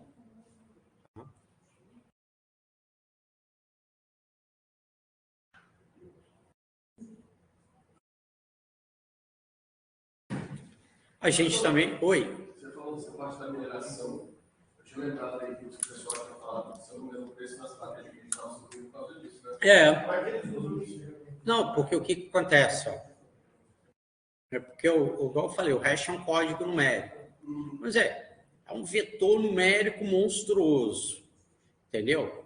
E o que acontece? As GPUs têm milhares de cores. Então, dependendo de qual GPU que você vai usar, quer ver? Por exemplo, igual essa aqui do meu notebook aqui, NVIDIA RTX 3070. Quer ver? Se tu olhar aqui, tu vai ver quantos cores uma placa dessa daqui tem.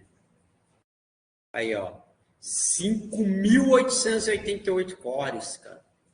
Então, uma tarefa que numa CPU você ia levar vários ciclos de clock para fazer, essa aqui, de repente, tu faz um ou muito menos.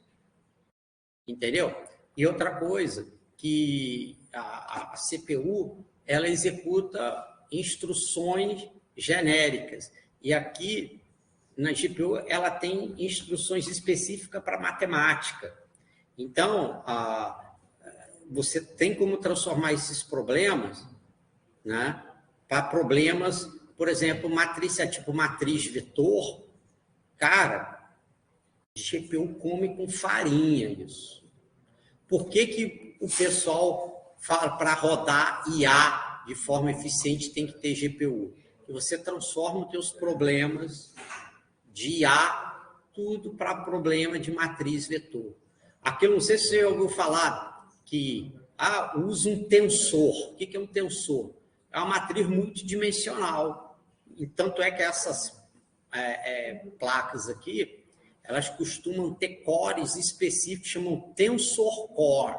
Deixa eu ver se ele até diz aqui. Aí, tensor core. Deixa eu ver aqui, acho que deve estar meio pequeno. Aqui, ele tem cores específicos para trabalhar com esse tipo de informação. Então, bicho, você trabalhar para fazer coisinha de brinquedinho, esse tutorialzinho, fuboquinha, que às vezes tu encontra na internet, beleza.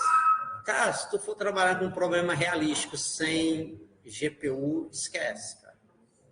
Tanto é que eu tive que comprar, investir na máquina dessa, porque a que eu tinha antes, chegou uma hora que eu estava fazendo os trabalhos e a Deep Learning chegava para mim e falava, não, bro, essa tua máquina aí é muito ruim, não vou rodar, não. E não rodava, bro. Aí eu precisava fazer as coisas, como é que eu faria? Entendeu? Não, mas eu estou sendo honesto, cara, precisa, entendeu? Então, aí você tem como distribuir entre elas, entendeu? Por exemplo, no caso a quebrar o hash da mineração, aí você distribui e cada um faz um pedaço, e como você tem a GPU, tu consegue muito mais desempenho do que rodando na CPU. Tá? Muito mais. Tá? Consegue muito mais desempenho. Aí é basicamente por causa disso. E ainda tem também agora por causa dessa questão da IA, né, cara? Sem GPU é muito difícil, cara. Fica muito, muito lento, cara. A diferença é brutal de velocidade. Cara, às vezes tem... Aqui na NVIDIA mesmo, às vezes, tem lugar, cara, mostrando... Oi? Já viu também que parece que é melhor, muitas vezes, usar. Tem grandes aparatos que usa analógico para rodar no IA. Porque, assim, dependendo da IA, né, basicamente você tem que estar você fica matriz, né? Com a Uhum. E aí, o cara fala tipo do analógico que é muito rápido fazer esse cálculo de multiplicar matriz. Então, vamos cogitar a tensão lá da energia, não lembro, né? Aham. E o cara conseguiu fazer assim, todo muito barato, um pequeno rodar. Ele não conseguia fazer o modelo aprender, né? Mas ele conseguia rodar o modelo muito bem. Legal. Aí o problema todo é você, como eu falei, comoditizar isso aí. Aí o cara tem que pegar e fazer esse trem aí em massa para ficar barato, bem barato, entendeu? Mas a ideia é legal, aí só tem que tornar ele barato, né? Depois ver se tem lugares depois aqui que mostra, cara, tipo, depois eu vou ver se eu acho que mostra a diferença quando roda, tipo na CPU, legal, e quando roda na GPU. Também tem a questão da tolerância a falhas, né? Então, a gente já viu principalmente redundância de hardware, e a gente tem recuperação por software. Tem um programa, cara, que é muito utilizado, chama isso aqui, ó, Heartbeat, tá? Que ele faz espelhamento. Então, quando a máquina, o servidor, ele cai, a outra entra automaticamente, né? Então, você deixa uma máquina... O ideal é que, se ela for igualzinho, o espelhamento vai ficar perfeito, né? Então, que na hora que... Vamos dizer, aí normalmente os caras põem uma outra máquina, de preferência, até geograficamente longe uma da outra. Para quê? Vamos dizer, puta, deu uma tempestade, inundou, uma bomba, sei lá, o caramba de água. Pô, naquele lugar, a outra entra no ar. E isso hoje o pessoal faz muito, principalmente depois daquele do 7 de setembro. Né? 7 de setembro, não, lá do... 11 de setembro lá nos Estados Unidos. Por quê? Pô, os caras tinham a empresa num prédio e aí a empresa que fazia o backup que era no outro. Aí bombou as duas. Cara, aí o Brasil foi um dos lugares que ganhou bastante isso. Por quê? Porque no caso de Nova York, a gente está no máximo, quando está em horário de verão e aqui inverno, a diferença é no máximo de 2 horas. E qual é o risco de aqui no Brasil vir um terrorista, jogar uma bomba, não tem furacão, não tem maremoto, tem terremoto. Entendeu? Então, os caras fizeram muito desses data centers, essas coisas, trouxeram para cá por conta disso, né? Entendeu? Então, aqui, por exemplo, aqui para o Brasil, né? Que a diferença também de fuso horário é pequena, né? E não tem esses problemas igual eles têm lá. E aí o cara pode fazer com esse software, cara, que aí é bem tranquilo, é facinho de instalar, configurar, ele faz o espelhamento. Entendeu? Basta você indicar lá a máquina, configurar direitinho, que ele, tudo que é feito numa vai para outra. Aí quando uma cai, a outra já entra no ar automaticamente. Tá? Então aí fica legal por conta disso. É bacana que tem essa questão de transparência, né? Tanto é igual quando você usa o Google Drive, o Gmail. Você está preocupado em que máquina que está, onde é que está? Não. Você quer acessar e está lá. Então, essa aqui é a ideia da transparência. Aqui, gente, só para finalizar, falta pouquinho agora para finalizar, é para o pessoal entender um pouquinho qual a diferença de sistema distribuído e processamento paralelo. Ou seja, nem todo processamento paralelo é distribuído e, obviamente, nem todo sistema distribuído é paralelo. Mas você pode juntar os dois para fazer o que a gente chama de computação de alto desempenho. Foi igual eu mostrei aqui de usar isso. Esses supercomputadores, eles unem essas duas coisas. Ele faz processamento paralelo em máquina que distribuída para ganhar desempenho. Aí você consegue processar coisa realmente gigante. Tá? Então, sistemas distribuídos são sistemas e aplicações em geral, né, cujas peças são autônomas, né, e executam em muitos computadores autônomos interligados com uma rede. Já o processamento paralelo, ele quebra o problema em partes que são computados ao mesmo tempo. Mas nada impede que você quebre esse problema e distribua ela nessas peças autônomas e executa simultaneamente, entendeu? Tá? Então, aí é que torna a coisa legal. Então, por exemplo, para você processar, por exemplo, Big Data, bicho, se não tiver uma máquina distribuída assim parada, você nunca vai conseguir. Tanto é, não sei se você viram, antigamente tinha essa empresa aqui, se não me falha a memória, acho que se foi a Dell, acho que comprou. MC2, eu acho que é isso aqui mesmo. Quer ver? Big Data. Tá vendo? Aqui, tá vendo? MC2 Data, tá vendo? Aquela aqui, aí, ó. Ela é uma empresa nessa área, tá? Para trabalhar com Big Data. Então, você precisa, tá, ter máquinas, tá vendo? Que são realmente... Deixa eu ver se ele mostra aqui. Cara, que da última vez que eu tinha visto, cara, eles têm que ter umas máquinas que é bizonha mesmo. Virtualização, servidores e tal, coisa assim, cara. Tá vendo? Aí eles trabalham... Tá vendo? Que HP e Dell é basicamente a mesma coisa, que aí tem que ter essas máquinas distribuídas para poder processar essas questões de Big Data, tá? Tá ok? Porque, cara, quando o cara diz Big Data, é porque geralmente é problemas que não cabem na memória principal.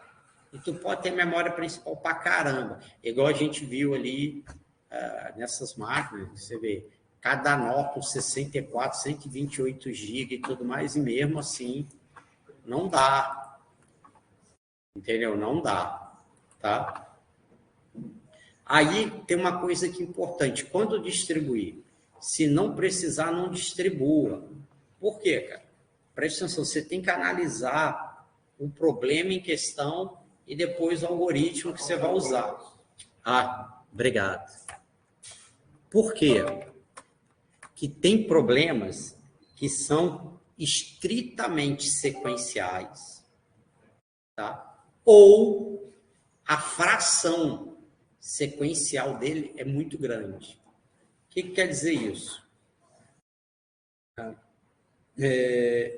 Em um caso desse, você ia passar pouca parte do tempo processando onde você se distribuído. Tá? E o tempo que você ia gastar para fazer a comunicação entre os elementos pode suplantar o que você ganha. Um exemplo que nós vamos fazer aqui em sala é o seguinte: E também tem o seguinte, se o teu problema ou ele é muito simples ou muito pequeno, também não resolve. Por exemplo, um problema que é simples, somatório. Você pode fazer ele distribuir, paralelo distribuído. Por quê? Eu calculo uma parte desse somatório em máquinas diferentes, pois só faço a soma final, acabou. Tá? Por exemplo, normalmente eu faço como? Eu te dou o código sequencial com medição de tempo e boto um valor pequeno. Soma todos os números de 1 a 1000.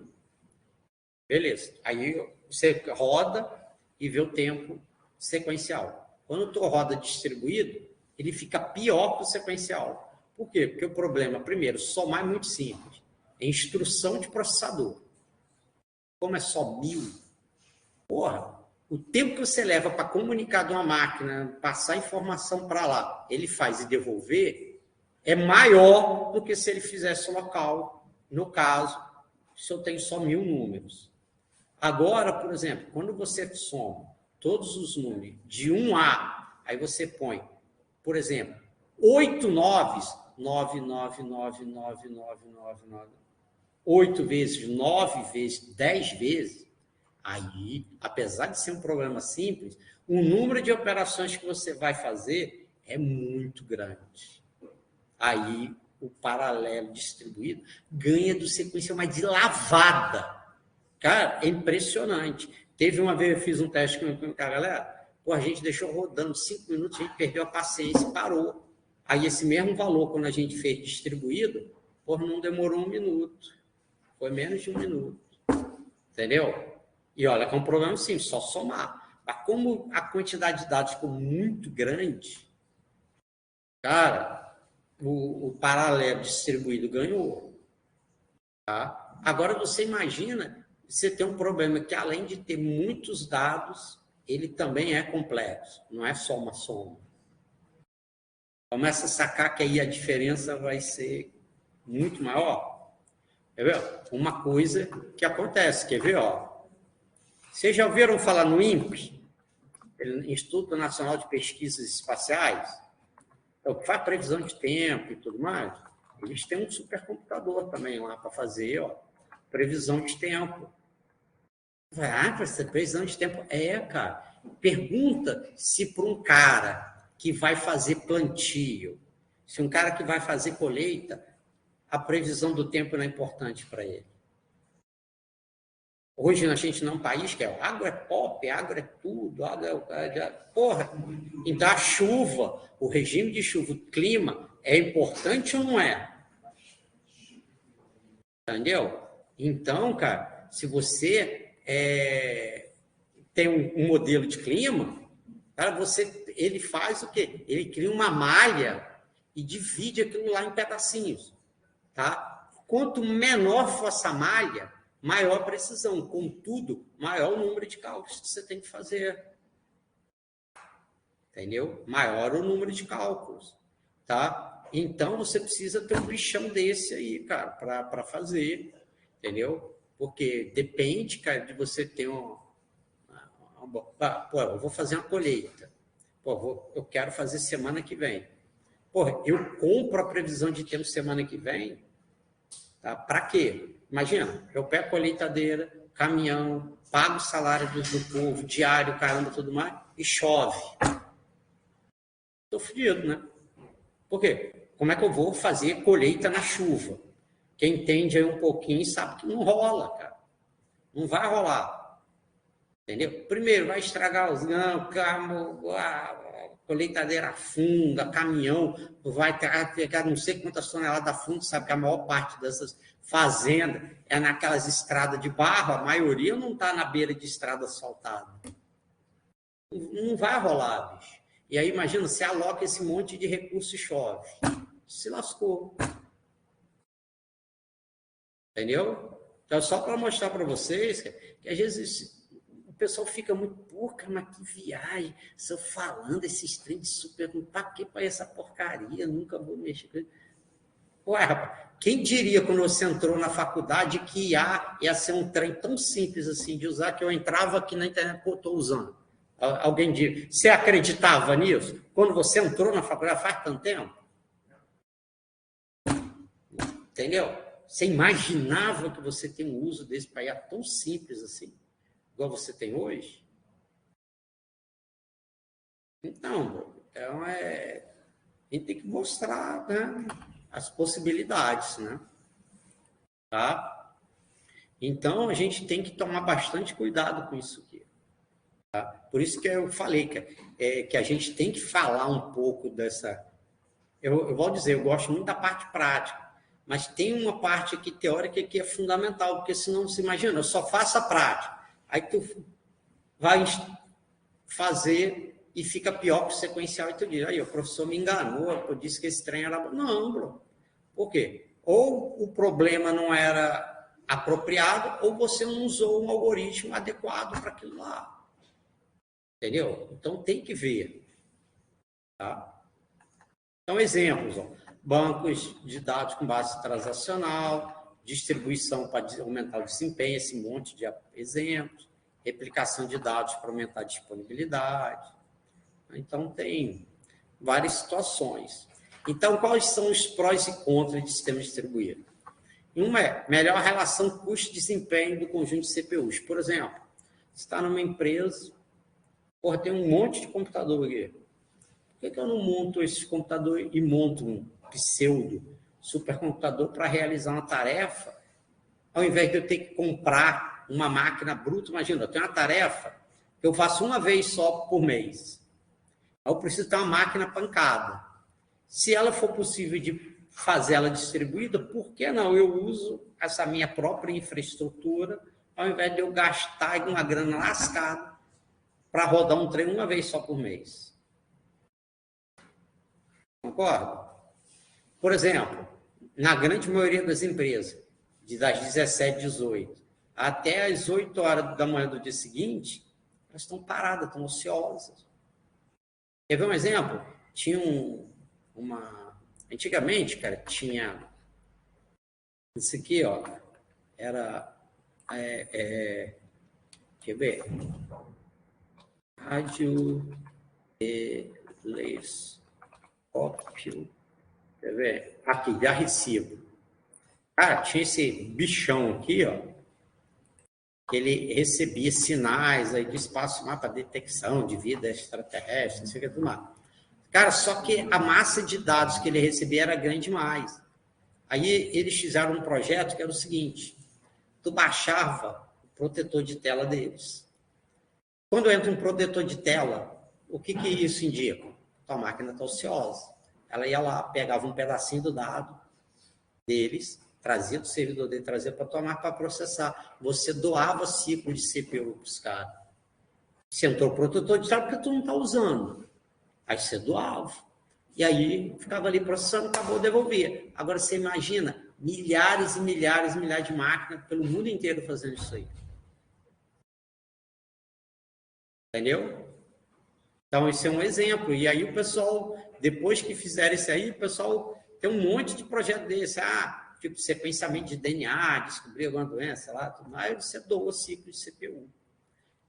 Uma máquina também, mas você vai imaginar que são milhares e milhares pelo mundo inteiro, cara.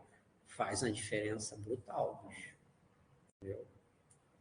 Então, aí você vê que entra essa questão de relação custo-desempenho do conjunto de CPU.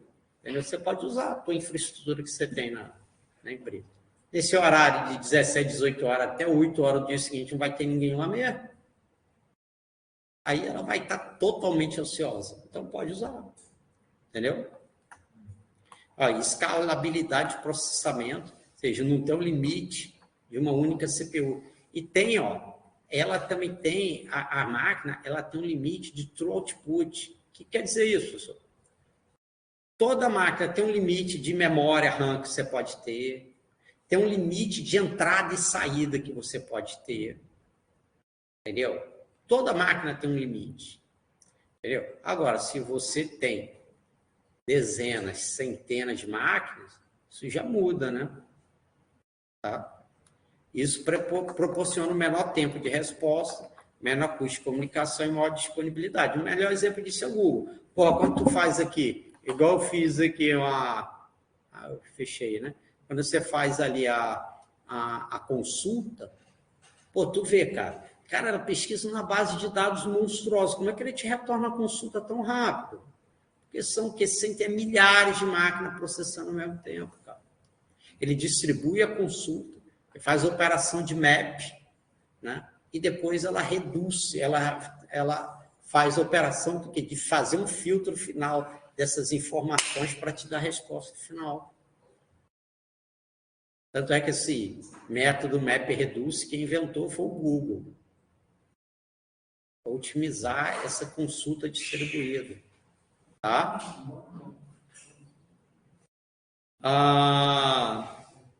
E qual é o contra que você tem? Falta de experiência em projetar, implementar e usar software distribuído. Tá? Então, para quem sabe, é um benefício, né? Para quem sabe projetar um software e fazer uso disso. Tem a falta de um controle central, tá? Mas aí o que geralmente você pode fazer é criar federações, ou seja, você divide por exemplo, você tem 100 computadores, então você pode dividir, por exemplo, em grupos de 10 e uma das máquinas daquele grupo fica como líder daquele grupo. E aí só a comunicação entre os líderes de cada grupo. Seria a mesma coisa. Cada turma, ou cada período, sei lá, tem um representante. E ele é que vai para a reunião no CA. E aí vai menos gente, quer dizer, tem menos ruído na comunicação, e aí esse repassa para os de dentro daquela turma. Entendeu? Porque imagina se tivesse numa mesma sala, que quando acontece, está todos os alunos, todo mundo junto, né? Fica muito ruído na comunicação, tá? Então, normalmente o pessoal faz isso, você cria federações entre os elementos e elege um líder. Tá? Óbvio, isso aqui é meio óbvio, né? Depende do funcionamento correto da rede. Se não tiver rede, como é que eles vão trocar informação? Né? Tá? Aí é óbvio, dependendo do ambiente, você pode ter redundância. E questão, como é distribuído, né, pode oferecer uma oportunidade para violação. Né? Tudo pode, né? Tá? E para a aula que vem, tem aqui um questionáriozinho aqui. Aí eu vou abrir lá no AVA para vocês. Só responder, bota lá no PDF, qualquer coisa, e bota lá. Tá? Daqui a pouquinho eu vou botar isso aqui lá no AVA, tá? Tá, gente? Todos o material vai estar no AVA, tá? Pode deixar que agora mesmo eu vou só fazer a chamada, já vou colocar ele lá, que esse aqui é o último slide desse aqui.